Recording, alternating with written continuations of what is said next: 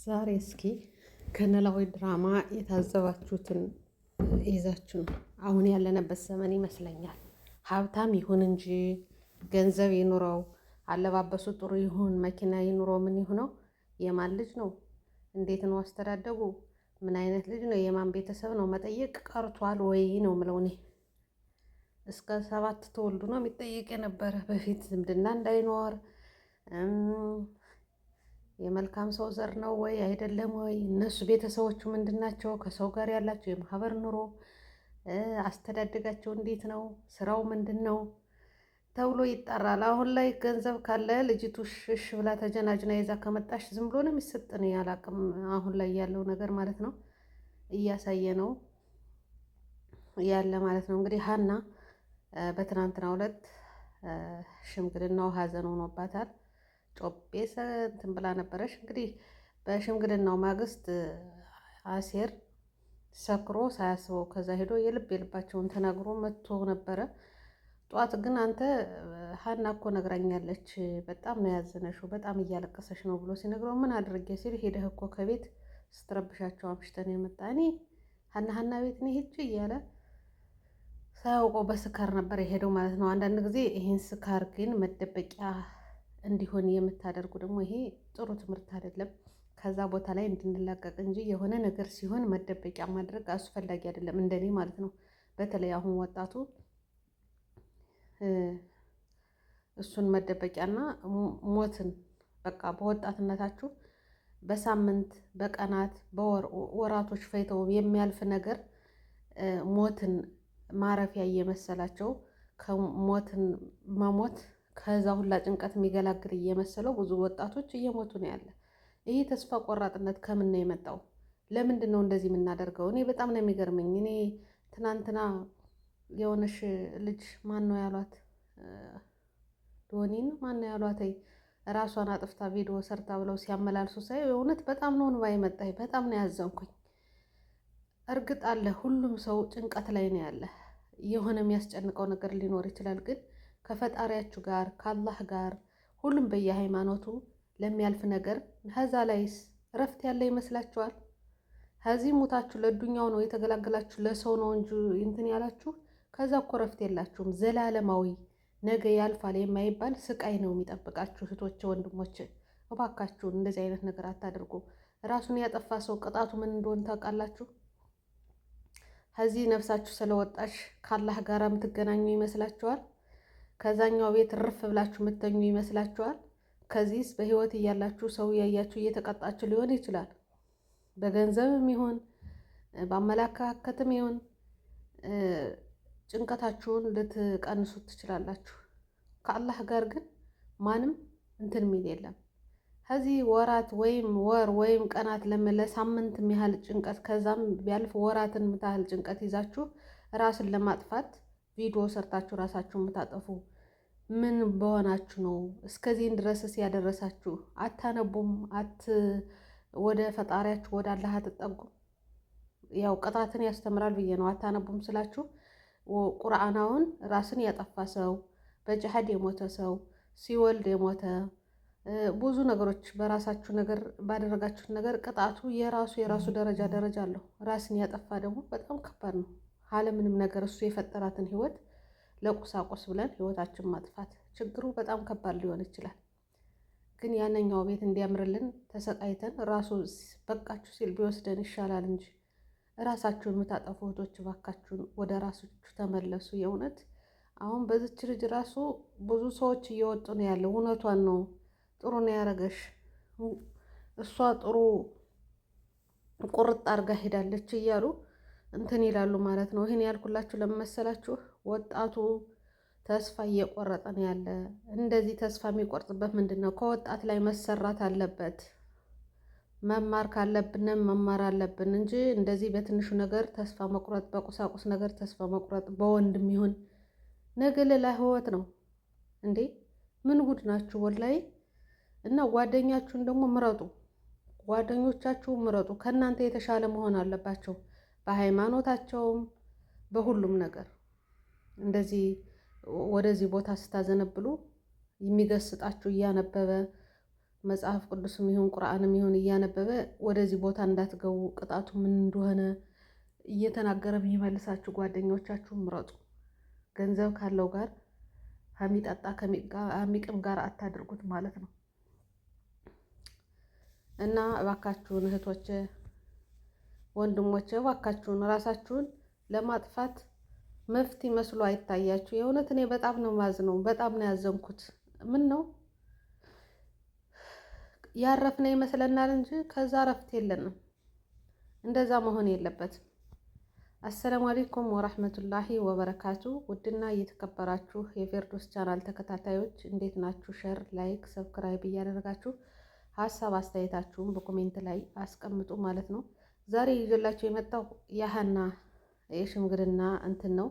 በዛውም አሳብቤ ያለውን ነገር ልነግራችሁ ብዬ ነው ማለት ነው። አሁን ላይ ወጣቶቻችን፣ እህቶቻችን፣ ወንድሞቻችን ተስፋ ቆረጥ እየሆኑ በቁሳቁስ በወንድም ይሁን ብቻ አላስፈላጊ በሆነ ቀናት በወራትም የሚያልፍ ነገር ያልፋል እየተባለሽ ማጽናኛ አለሽ ለሚያልፍ ነገር ራሳችን አጥፍተን ካልሆነ ቦታ ላይ የሚገኙ ሰዎች ጥሩ አይደለም። ራስን ማጥፋት መፍትሄ አድርጎ የሚይዝ ትውልድ መኖር የለበትም።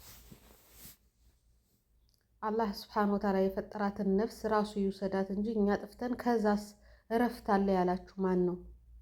እስኪ አባቶቻችሁን እናቶቻችሁን ከእናንተ የተሻሉ ወደ ሃይማኖታቸው ጠጋ ያሉ እውቀት ያላቸውን ጠይቁ። ራሳችሁን ስላጠፋችሁ የምታርፉ ይመስላችኋል? ዘላለም ይህስ የጊዜ የወራቶች የአመታቶች ሊሆን ይችላል ጭንቀቱ። ያንስ ከዛ ያለውስ እስከ መቼ ነው?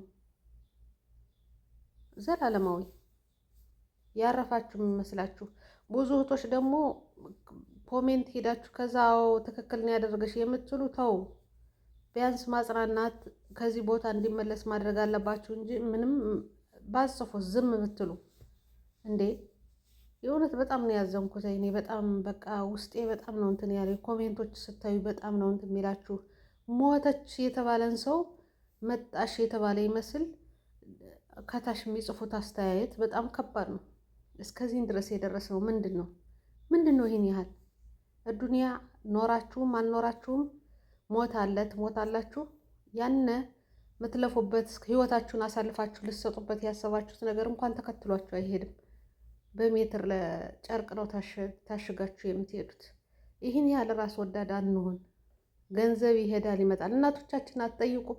አባቶቻችን ምን አይነት ስቃይ አሳልፈው እኛን እንዳሳደጉ እንዴ! ሶሻል ሚዲያ ከዚህ መወራት ስላለበት ስለሚያወራው ሰው አትሰው። ቤተሰቦቻችሁን ጠይቁ። ችግር እንዴት ብሎ ነው የሚያልፈው? በትዳር አጋር ላይ ምን አይነት ነገር ችግር ነው የደረሰ? በባለ እናት አባት ሊሆን ይችላል። ያንን ሁሉ አልፈው ወልደውን አሳድገውን ችግርን አሳልፈው በአንድ ልብስ ታንቀው መቀየሪያ የሌላት ቅማል እየሄደባት ነገሮቹ ያልፋል። ነገር ጥሩ ነገር እንትን ይላል ብለው ዋሳል እንትን ብለው የሚያሳዩን እነሱም አንጠይቃቸው። እኛ አሁን በቁሳቁስ በትንሽ ነገር ራሳችን ለማጥፋት የምንታገለው።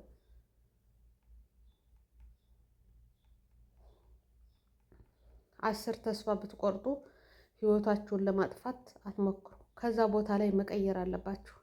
ብዙ ጊዜ ያልሆነ ቦታ ላይ ሆነን ተደጋጋሚ ጭንቀት ስቃይ የሚያደርግብን ከሆነ ከዛ ቦታ ላይ ከሰውም ሆነ ከቦታውም ሆነ ፈቀቅ ማለት ዞር ማለት እንጂ ራስን ማጥፋት መፍትሄ ይሆናል ብላችሁ ራሳችሁን ለማጥፋት አትታገሉ እህቶች።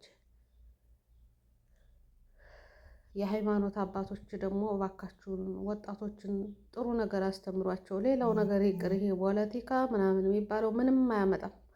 ለሃይማኖት አባት የሃይማኖትን ነገሮች ግሳጤ፣ የሰረቀ ቅጣቱ፣ ራሱን ያጠፋ ምን አይነት ነው ቅጣቱ፣ የዋሸ ቅጣቱ ምንድን ነው፣ የዝሙት የሰራ ቅጣቱ ምንድን ነው? ይህን አስተምሯቸው።